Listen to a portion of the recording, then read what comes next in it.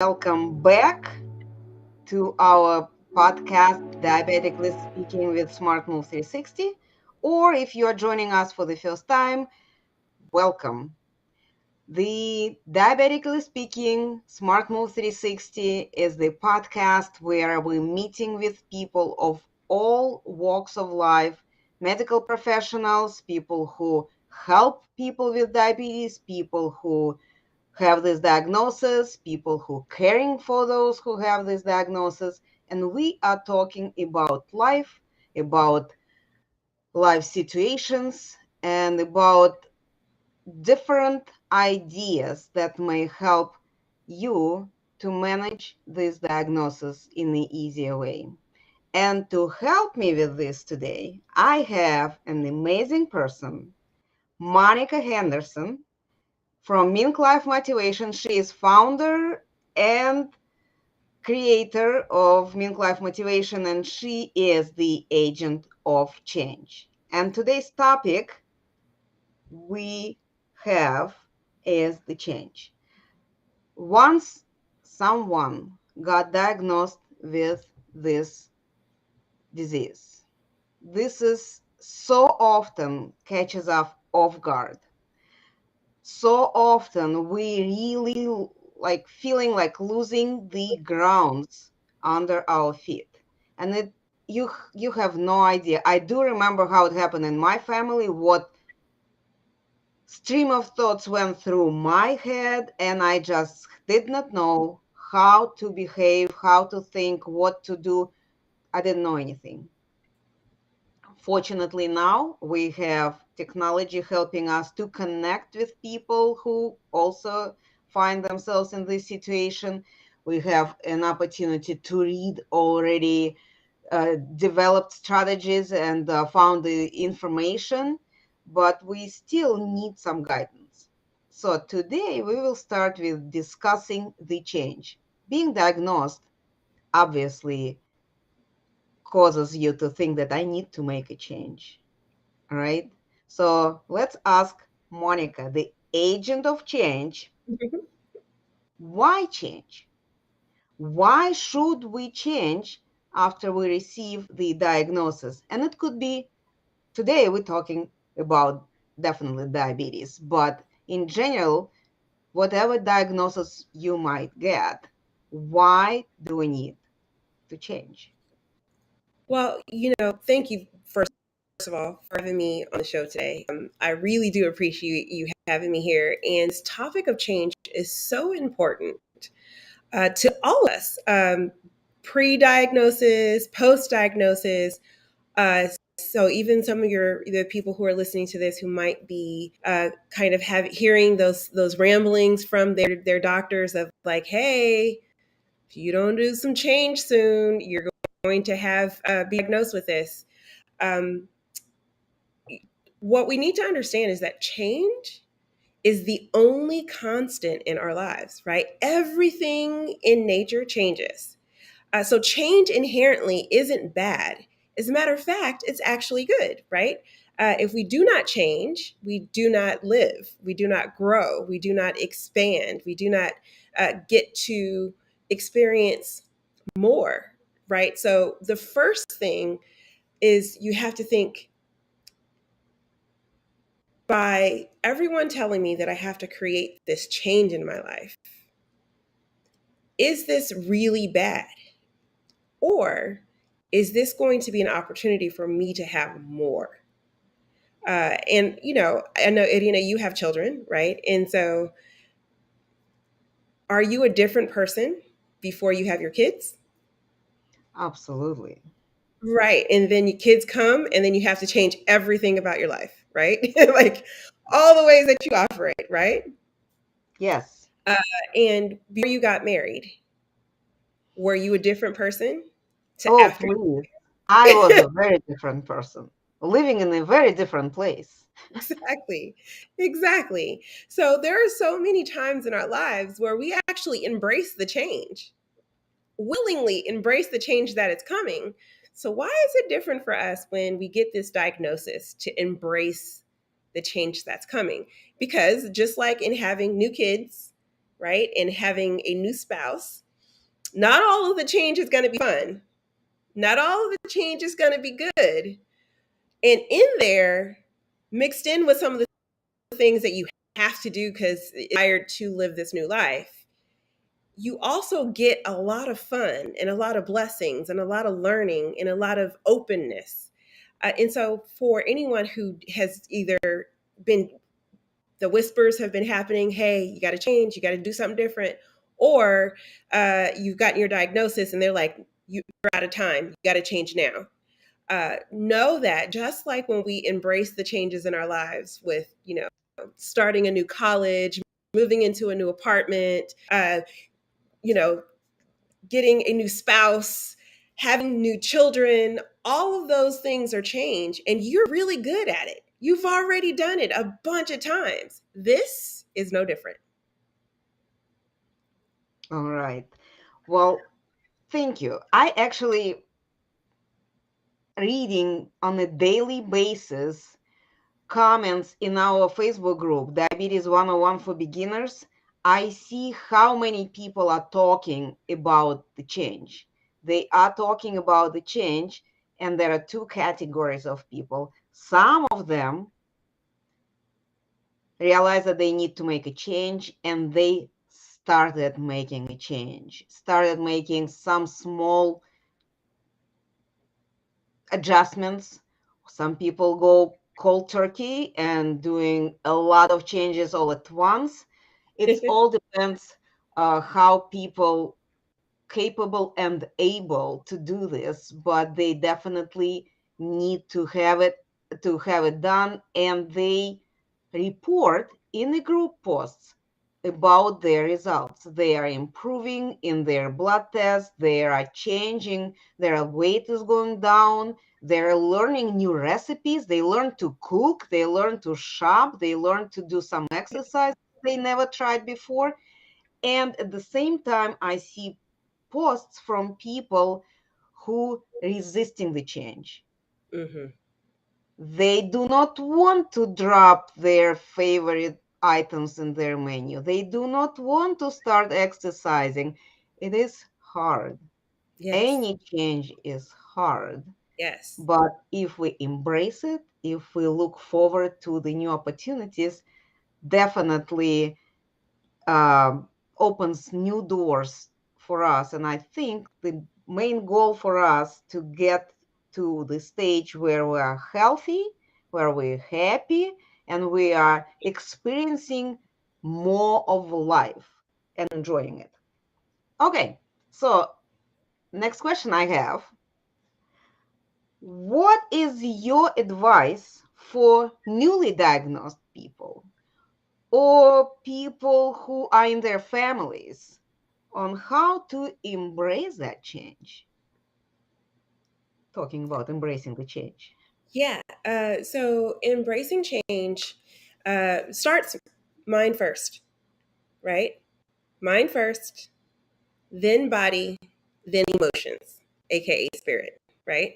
So when we think, okay, I'm going to do this, if we can think about, okay, what is the funnest way I can do this? How can I make this a game for myself? How can I make this something that I enjoy? Because we already know, like, someone telling you to change is automatically going to be, there's this resistance that's going to come up, and it's going to be like, I don't want to change. I'm not interested. I like my life, right? That resistance is automatically going to come up. So let's rethink about it. Let's rethink about, like, okay, what joy can I bring in my life because of this change, right? And what is the funnest way? Now, uh, I, on the surface, am a highly efficient person. Anyone who knows me knows that I have a system for everything, and that I live a relatively healthy life, and that I am, like, kind of constantly on it.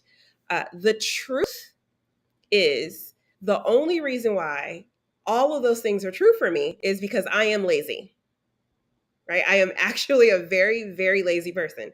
I don't want to have to do anything extra that I don't have to do.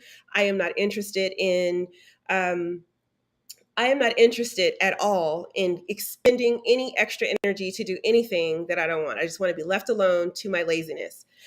But when I realize that there are certain things that have to be done for, like, in order for me to enjoy my laziness, right? Enjoy laying around and doing nothing, enjoy not talking to people. If those things get done, then I can have the peace to do my lazy. Then I say, well, you know what? Let me make sure that all of those things get done so I can just enjoy my lazy. So we have to first mentally kind of say, how can I make this fun? Right. And so my husband has a saying all the time. He says, where I'm working so I could get comfortable. Like, let me hurry up and knock this out so I can get comfortable. It's the same thing with this new diagnosis. What behaviors do you have to put into place in order for you to hurry up and get comfortable with what this new reality for you is, right? And then you can decide what kinds of steps you want to take in order to actually start embracing that, right? So for me, I know I am so lazy that if it's in my house, I'm not going to eat it, right? If it's not in my house, if I have to think, oh my gosh, I have to go all the way to the store to get this thing that I am craving, I'm just not going to do it. Just laying on this comfortable couch is way more important to me right now than getting up and going to get that craving. So in my family, for instance, we had to make those kinds of dietary changes because we have all kinds of different, body function ish, different situations in our house. Each of us have our own diet needs. And so in my house, when we go grocery shopping, we buy none of the things that are not good for us, only the things that are good for us, right? Because I am a child. I will always eat the Cheetos first. I will always eat all of the things that I'm not supposed to have first. And then we'll talk about these vegetables and we'll talk about all this other stuff that's important, right? So we don't stock those things in our house. And we say, we're not going to say we can never have it. We're just going to say you have to work really hard to get it, right? You have to go to the store, put on your shoes, grab your keys, get in the car, drive to the store to get that one thing. And when you get there, you can't buy the bulk version. You can only buy one serving of that thing. And in that process of me thinking about all those steps that I have to take, it immediately allows me to go, okay, no, that's too much work. I don't want to do that. Maybe I'll do it tomorrow and I can kick that craving down the can a little later. And so we've kind of implemented that in our house where we don't keep junk in our house. We don't keep the stuff that we're not supposed to have in our house. And you have to work for it in order to get it. And that little change made all the difference in all of our diet, all of our health, because we embraced how we are with our laziness and our ability to kind of hack ourselves, our minds about like, no, we can find a fun way to do this. And the challenge is, am I lazier or is this thing more important? And that little change in our lives made all the difference. Yeah, that's actually a good approach to this. As one of our visitors were commenting, nice approach towards the lazy. You can use your weakness to work for you and make you stronger, Yes. right? Yeah. And I was also thinking about it because how can we embrace the change? And I always would suggest people think about different things in your life that you cannot do right now, but if you had this happening to you, you would be able to. And that kind of sets the goal, the destinations, what you want to have, and understanding that it's possible, it's achievable, then you really kind of like, yes, I want to have this happen. I've been putting it aside for a longest while. I didn't want to start, but now this diagnosis is actually forcing me. And as a matter of fact, I see those comments again and again and again.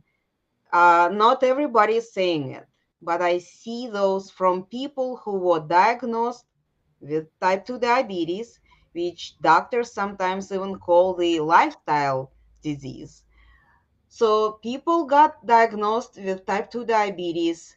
They finally, this was the last straw for them to start making those changes, to start finally taking their time towards improving themselves, their lives, and all this. And what they end up with, they say, this diagnosis was actually for me not a curse, but rather a blessing. Yeah. Because now I made all those necessary changes that everybody was talking about. I was the one who didn't want to do that. So I finally made those changes. I finally made those adjustments. And that allowed me to lose weight, to get more energy. I am sleeping better. I am moving better. I am more flexible. I can work longer. I can walk further. And I'm enjoying my life so much better. I'm keeping up with my children, with my grandchildren, depends on Yes. who is posting. People Yes. are saying that when I was a child, I loved biking, but because of my diagnosis, I wasn't able to do any of it. And now I'm back on my bike and I'm enjoying the ride. So, a lot of benefits. And Yeah. this is something that I see that people sometimes forgetting. They're Yeah. forgetting that there is a light at the end of the tunnel. There is so much more benefits they will get if they embrace, accept, and start act on that change. Yeah. Sometimes you just have to think, um, okay, if I were the version of myself that I want to be, what would they do in this moment? Because sometimes we're in the valley of whatever we're going through. That doesn't feel that good, right? But if you can think about like, well, if I could just be the version of myself that I want to be, what kind of decision would I have to make right now to get me closer to that? And a lot of times that one decision snowballs into another decision and then another decision and another decision. In our program, Mink Life Motivation Principles, we talk about this thing called the cycle of rebirth. And we believe that every 6 years you get a brand new, you get a brand new focus in your life. And it is talking about how that change, that the anatomy of change is. And really quickly, I'll just kind of hit some highlight points, right? So, you just got diagnosed, you're in this new space. This is what we call the rebirth, right? Um, and in this space, it may feel a little scary because you've never been here before. And that is completely okay. That is the perfect way to feel about this space. I would encourage you while you're in this space, though, to be grateful for everything that you've been through up until this point, all of the things that you have enjoyed about your life up until this point, and sit in gratitude that those moments brought you here, and the perfect sequence of events got you to the point where you were able to find the diagnosis that you can make sure that you're able to be around longer. Because a lot of the times we think, oh, they just told me this horrible news. But the reality is that diagnosis could have just saved your life. You could have continued going on, not knowing that this was happening to you, and not be able to figure out what's going on, and then just perish. And so, in a lot of ways, this moment is a moment of rejoice because it's like, oh my God, I now have the understanding. I now know what this is, and I can do something different about this. Which brings us to the second part of, the anatomy of change, which is to understand. Because immediately after you get into a new space, your job is to figure out what success looks like. Right. And so when you went in and you talked to the doctor and you came to this group and you started asking questions of like, okay, wait a minute. I have this diagnosis. I have no idea what this means. No idea. They told me something about this A1C number, and they told me I got to like lose weight and I got to stop eating sugar, and I got to prick myself. I don't know what any of this means. Your new job in that space is to find out, okay, what does success look like at at the end of the journey? What does successful with this diagnosis look like?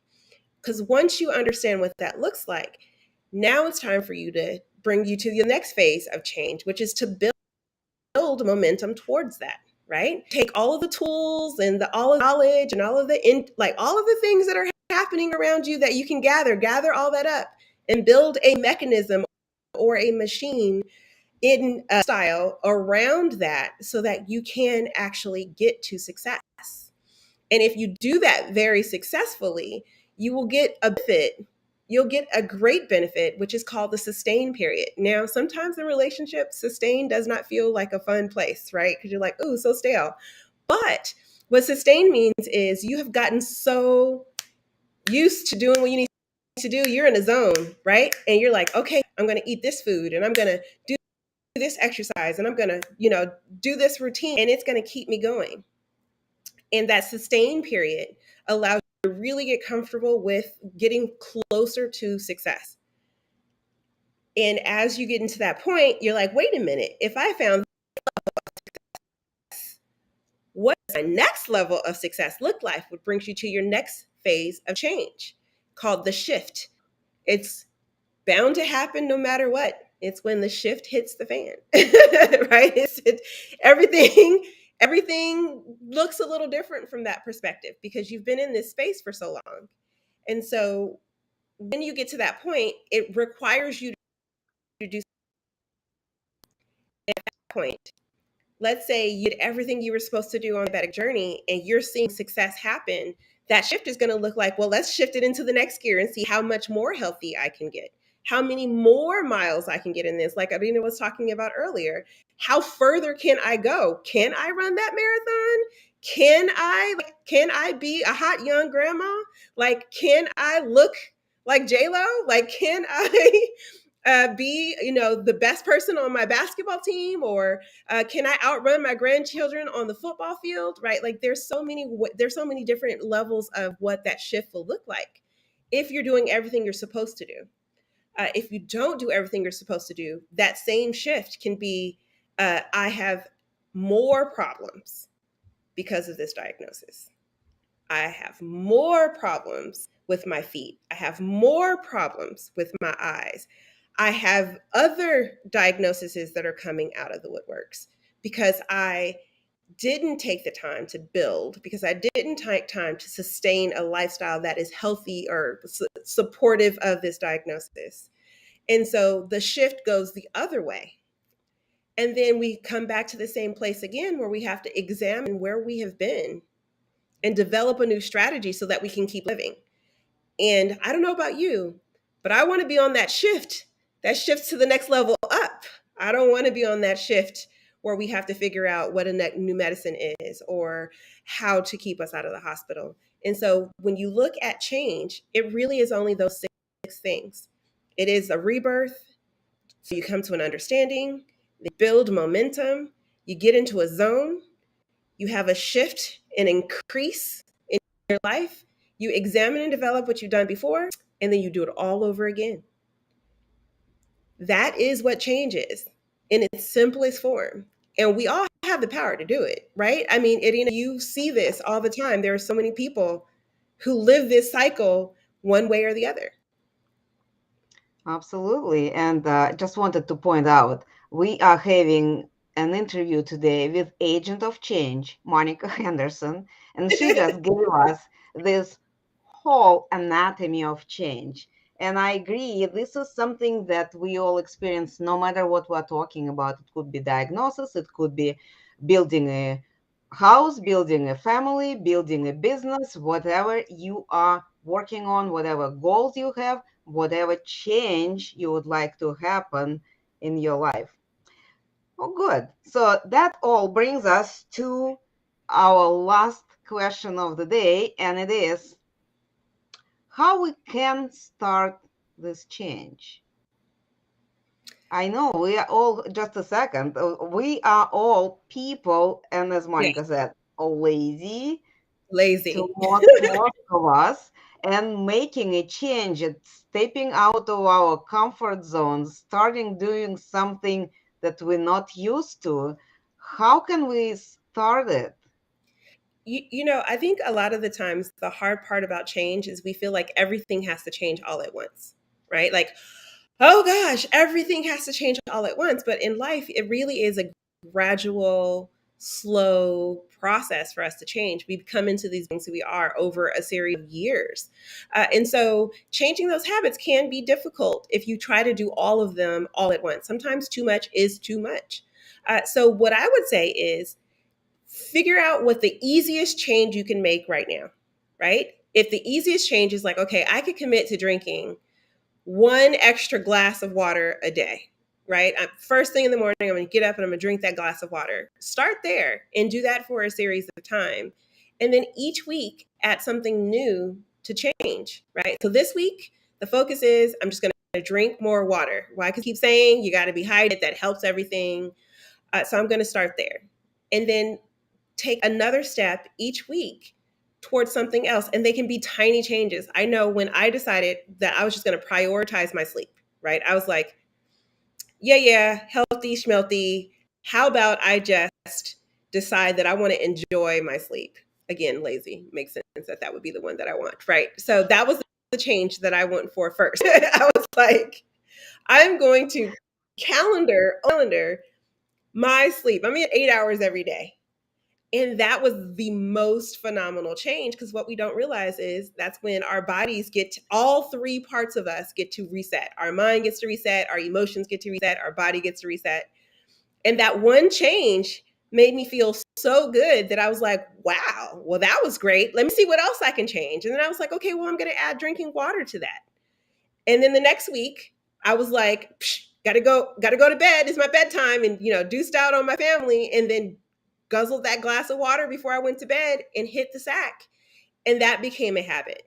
And then it was like, okay, let's change something else. Let's see if we can add 1 day of walking a week. And then it went from 1 day to 3 days to adding a workout class here or there. Then I tried Pilates, that almost broke me.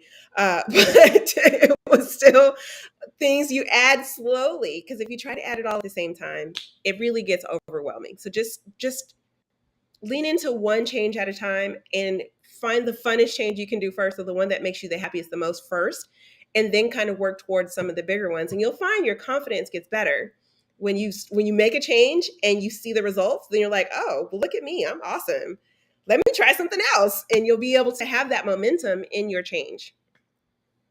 Absolutely. I'm also all about making small changes.